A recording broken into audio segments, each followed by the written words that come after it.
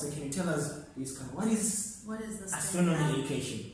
So, like, just to put it in a broader view, so I'm doing basically a PhD in astronomy, and I'm specializing in astronomy education. Okay. So just like so many people be doing PhDs in astronomy, but be focusing on galaxies, I'm focusing in astronomy education. So education is, most of the time people think of education, think of teaching and learning, and basically that's it. I'm focusing on how astronomy can be improved in terms of teaching and learning. How do we improve the understanding of astronomy beyond scientists, to people in the society, to kids in schools, and to also our first years coming in. So most of the time we deal with areas of how do we then take this astronomy knowledge to the people. How do we make it understandable? So we're looking at bridging that gap of saying this is astronomy, this is the people. How do we make sure that the information that people get is not distorted?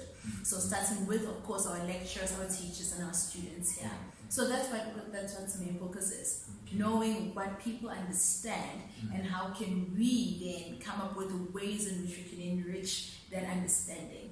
For correct. I mean, people believe that there's shooting stars out there. You know, I'm just making one example, but or people believe that stars are smaller than the sun.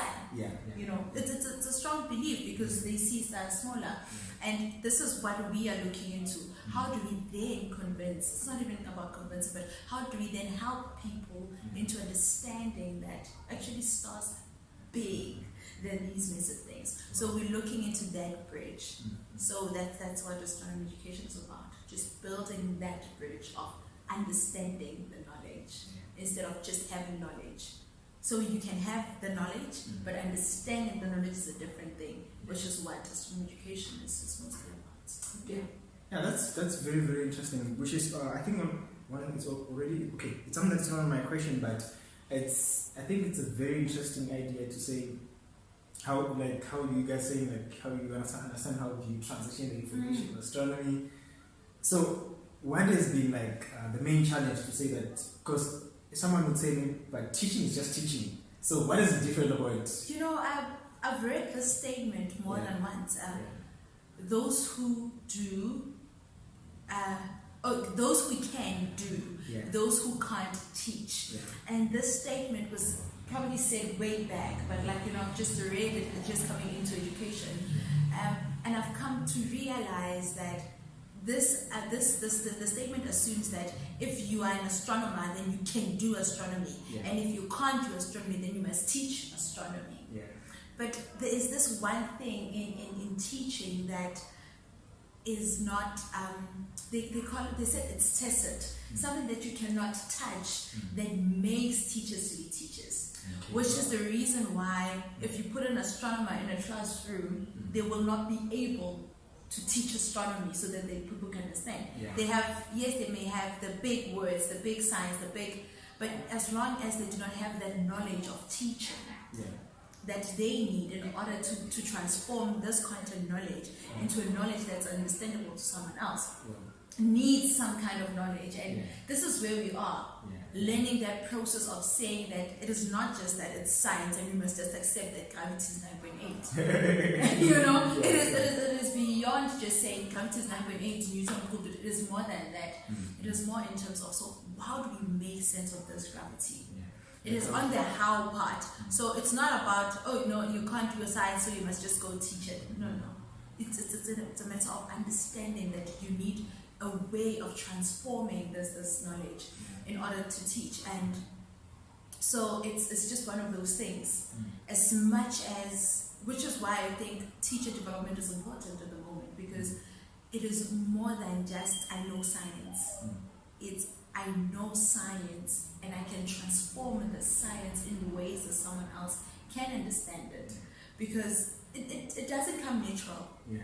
It doesn't come natural to us. I mean, we try. We are actually the bridge between the pure sciences and I just said the non-sciences the other day.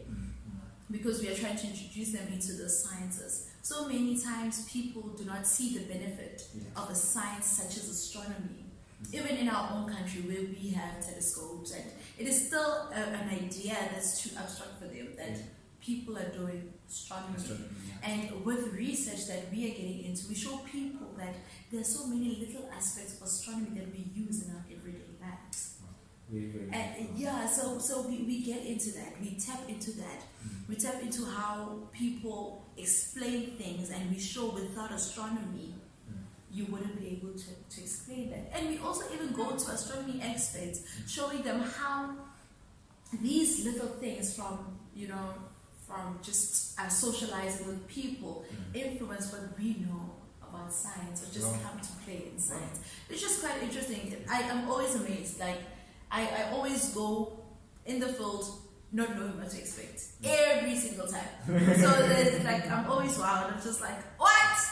This is not making sense, and I go back and I come in, and it is, it's just one of those things when you also get to understand that, as a scientist, you get to be in two parts. You get to be inside, sometimes you are inside Earth, sometimes you are out of it, and now it becomes more than just being on Earth and looking Earth from the outside, to looking at the whole universe on the outside, and being on the outside of the universe, being on the inside and the outside of the universe, and understanding both.